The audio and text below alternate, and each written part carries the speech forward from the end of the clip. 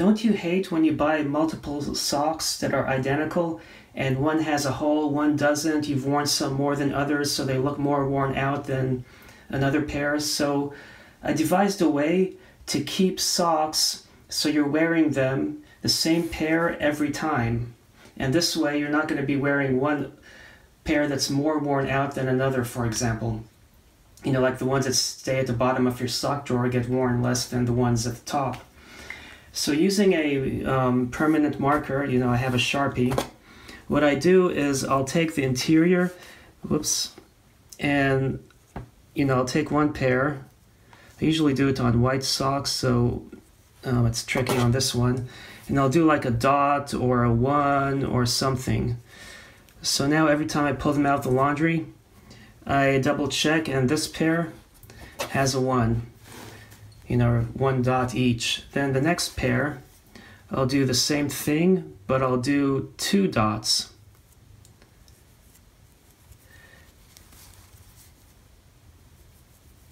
You know, you could also draw a line, do a 1, a 2, or a 3. I may need to get another Sharpie. Somewhere I have a blue one. And then the next one, I can put 3 dots.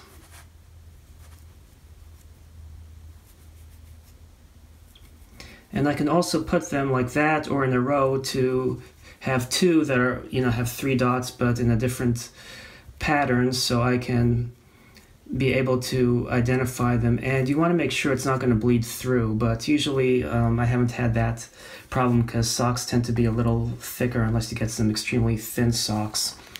So that was 3. Now I can put 4. I think I'll put them in a square alignment.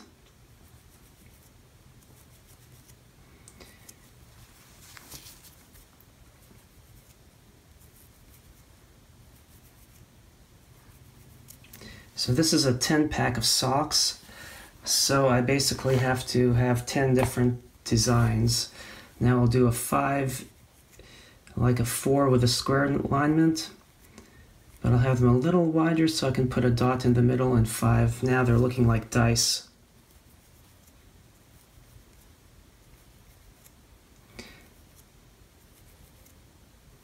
Okay, you want them dark enough to show in the laundry, but you know, sometimes if it's a newer Sharpie or something, it should be fine, you know, if it's a little dot, you know, and if the socks are white, for example. Now 6, I am really doing it like a pack of dice, aren't I? But yeah, using a permanent marker, they tend to survive during the laundry. I mean, you can always touch it up if you feel like you need to. But this way, you get to keep all your socks straight. So whenever you're wearing a pair of 6s, you're always wearing 6s. You're not wearing one that's numbered 1 and one that's numbered 5, for example. So you always want to check. Now 7, I'm just going to draw a line and start again. You know, do 1.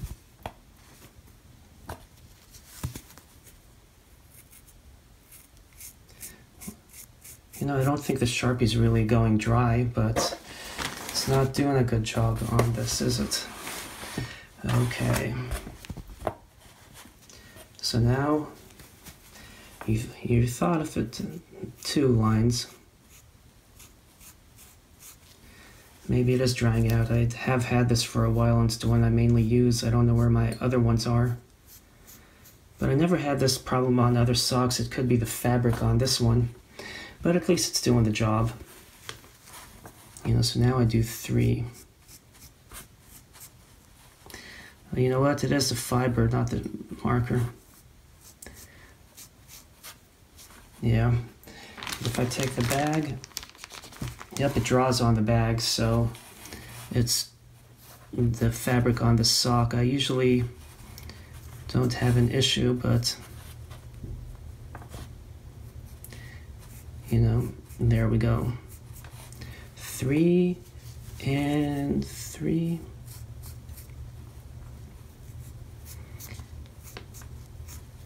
And then I guess I could keep the last one unmarked, because that in itself, it's the only one unmarked.